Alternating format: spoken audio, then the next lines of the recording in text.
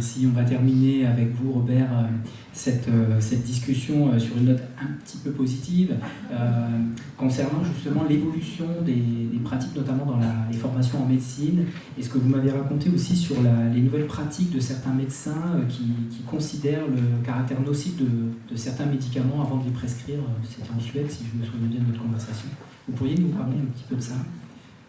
Écoute, les choses évoluent quand même assez bien dans les, disons, disciplines de santé en général, hein, pas uniquement les médecins, les sages-femmes, les infirmières, etc. Il y a une prise de conscience un peu plus forte de l'importance des problématiques climatiques et environnementales. Moi, il y a 20 ans, j'étais dans une commission de pédagogie à la faculté de médecine quand je leur disais « mais on peut peut-être faire une UE sur les problèmes environnementaux ». J'avais tout de suite les cardiologues qui me disaient « mais attendez, je fais 30 heures sur toute la cardiologie, donc il n'y a plus de place, etc. » Là, c'est différent. D'abord, il y a des UE maintenant qui commencent à se faire, et puis il y a différents moyens aussi. Moi, j'ai une collègue dans le labo qui a fait préparer des capsules vidéo pour les étudiants en médecine, où chaque fois qu'ils voient, par exemple, la pneumologie, le poumon, ils ont 5 minutes pour dire quels sont les impacts environnementaux qui peuvent toucher le poumon. C'est rapide, mais c'est direct, c'est simple. Et de même en cardiologie, etc. Donc, il y a une prise de conscience quand même de mieux en mieux chez les médecins. Vraiment, il fut un temps où les patients étaient beaucoup plus au courant que les médecins sur les problématiques environnementales et telles ou telles, et les médecins étaient souvent incapables de répondre et de renseigner. Non, je citais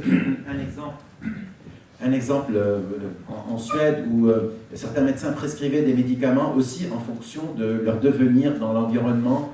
Après, vous savez, les médicaments, ils finissent en fait dans l'environnement à des taux assez faibles, mais quand même, ils polluent quelque part.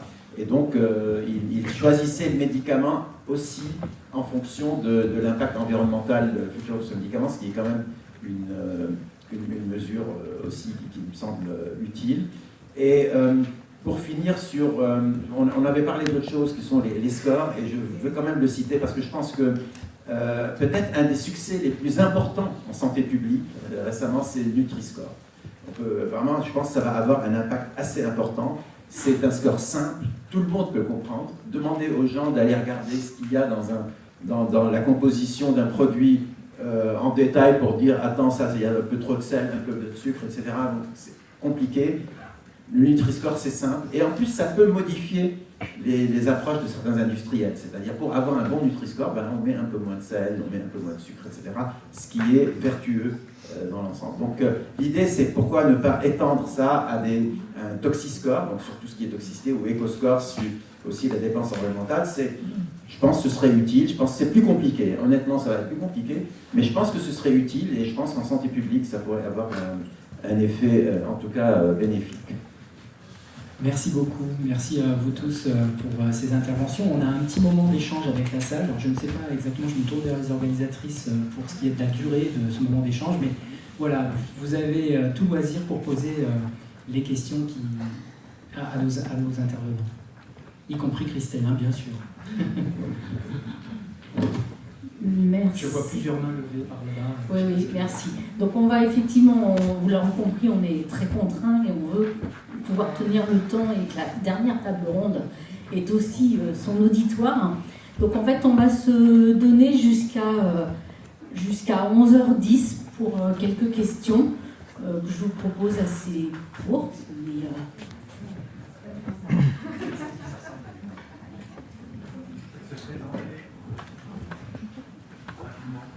Merci. Bonjour, merci beaucoup d'avoir organisé cette journée. Je me présente rapidement, je m'appelle Éric Lefebvre, je fais partie du collectif Santé et Transparence, j'arrive de Dunkerque. Et alors, j'ai un petit regret quand même, c'est que vous n'ayez pas invité un urbaniste ou un architecte. C'est un peu dommage, puisque le sujet, c'est quand même la ville. Et je ferai simplement référence à les prévisions de l'ONU qui nous disent, et je pense que c'est un petit peu un chiffre qui est un peu sous-évalué, c'est que nous serions 66 en 2050, nous serions 66% de la population mondiale qui habiterions en ville. Et si je me fie également à ce que nous raconte Marc-André Sellos, nous serions à peu près en moyenne en France à 16 km d'un espace naturel. Alors, c'est quand même problématique parce que justement, j'aurais bien voulu enfin, en fait, ma question c'est, ne faut-il pas aussi sensibiliser les architectes et les urbanistes dans la mesure où, effectivement, nous allons quand même principalement vivre en ville. Et on sait très bien que la proximité avec la nature, ça, il y a quand même beaucoup d'études scientifiques qui sont faites à ce sujet, ça baisse par exemple les problèmes d'éco-anxiété. Donc voilà, et donc c'est pour ça que je suis surpris qu'il n'y ait pas effectivement un architecte ou un urbaniste aujourd'hui pour parler de ça, et ma question c'est celle-ci, donc ne faut-il pas sensibiliser les urbanistes?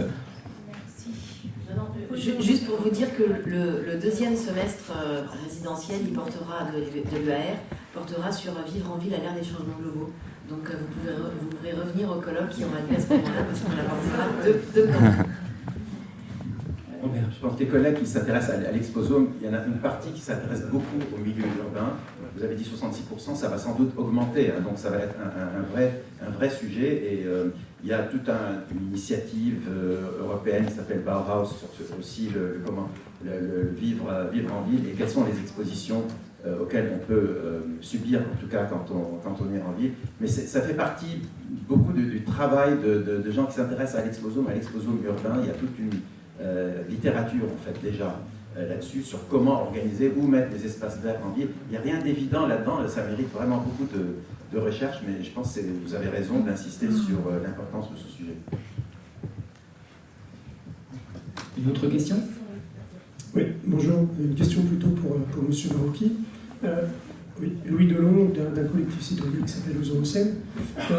J'avais une petite question. Vous avez parlé de l'émergence de pathologies liées aux causes génétiques, et puis depuis maintenant quelques années, on s'intéresse de plus en plus à l'émergence de pathologies liées à l'exposome. Est-ce qu'on a une idée de l'ordre de grandeur de pathologies émergentes ou existantes qui seraient liées justement à ces exposomes environnementaux? Et est-ce qu'on est capable de le chiffrer aujourd'hui? Il y a eu une étude qui a été faite grâce à une très grande cohorte anglaise, qui s'appelle UK Biobank, 500 000 personnes qui ont été analysées complètement sur le plan génétique et pour lequel on disposait en tout cas d'une partie des expositions, parce que ce n'était pas fait pour ça, mais en tout cas d'une partie. En fait, vous savez, si on demande aux gens où ils habitent, où est-ce qu'ils travaillent, qu'est-ce qu'ils mangent, quels sont leurs comportements, etc., vous avez une assez bonne idée, en gros, en moyenne de leur exposition. Et c'est très pathologie dépendant. Donc, il y a des pathologies qui sont principalement dominées, bon, les maladies rares sont vraiment des maladies principalement dominées par la génétique. Il peut y avoir aussi une influence environnementale, et c'est l'interaction environnement-génome qui compte, mais quand même, elles sont principalement dominées, et la part essentielle, c'est la génétique. Mais il y a d'autres pathologies, vous prenez le cancer du poumon, ou le poumon en général, c'est vraiment l'environnement qui est au premier plan. Donc, ça dépend des pathologies, et bon, un exemple, c'est qu'il y a quand même une augmentation des maladies mentales chez les jeunes, actuellement, chez les enfants et les adolescents. Et ça, il y a de plus en plus de travaux qui mettent en relation certaines expositions. Je ne parle pas nécessairement d'expositions chimiques, je dis exposome, c'est plus général que ça. C'est peut-être les écrans, il y a beaucoup de choses, mais quand même des expositions initiales dans les premières années de la vie et en fait ces problématiques de maladies mentales des enfants. Merci beaucoup.